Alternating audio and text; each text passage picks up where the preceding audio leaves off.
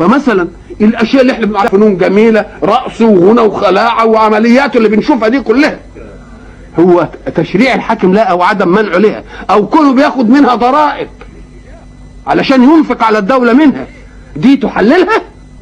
لا، ما حللتهاش، لان فيه فرق بين ان يكون الديانه المدنيه شيء، الديانه الربانيه شيء اخر. الديانه الربانيه شيء اخر. ولذلك تجد الفساد في الحياه ينشا من ايه؟ من هذه.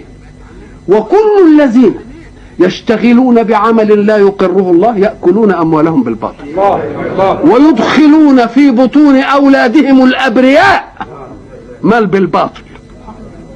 فعلى الذين يأكلون من مثل هذه الأشياء أن يتنبهوا جيدا إلى أن الذي يعولهم إن أدخل عليهم شيئا من هذا عليهم أن يذكروا ربهم وأن يقولوا لا، لن نأكل من هذا المصدر لأنه مصدر حرام ومصدر باطل، ونحن الذي خلقنا هو الله، فهو يتكفل برزقنا.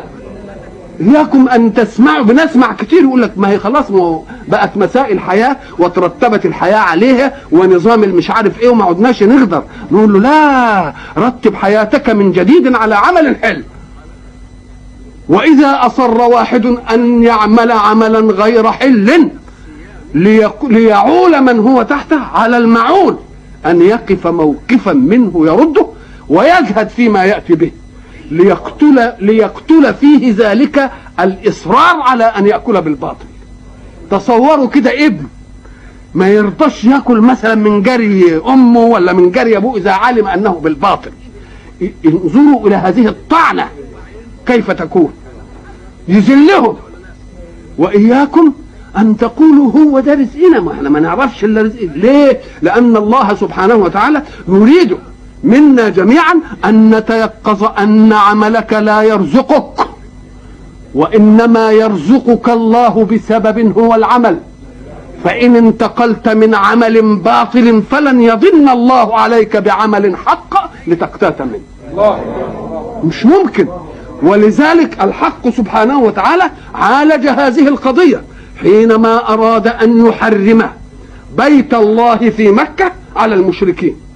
وبيت الله في مكة كان هناك أناس يعيشون على ما يأتي من المشركين في موسم الحج، موسم اقتصادي بيبيعونهم كل شيء.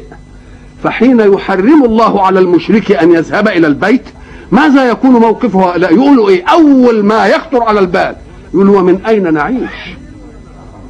ومن أين؟ انظروا إلى القضية التي يريدها الله أن تسير في نفس كل مؤمن. إنما المشركون نجس فلا يقربوا المسجد الحرام بعد عامهم هذا.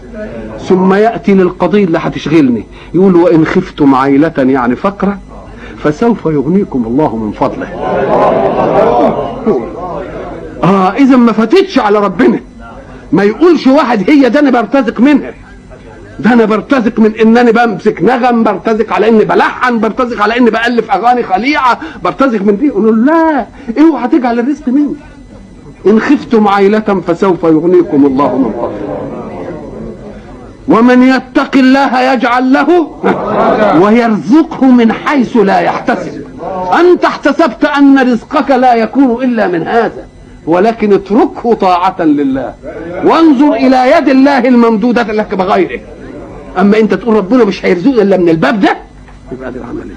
إذن فقول الله ولا تأكلوا أموالكم بينكم بالباطل، على الناس أنهم يتنبهوا له ولا يدخلوش في أجوافهم ولا أجواف من يحبون إلا مالا من حق، إلا مالا من حق، ومال بحركة شريفة، ومال بحركة نظيفة.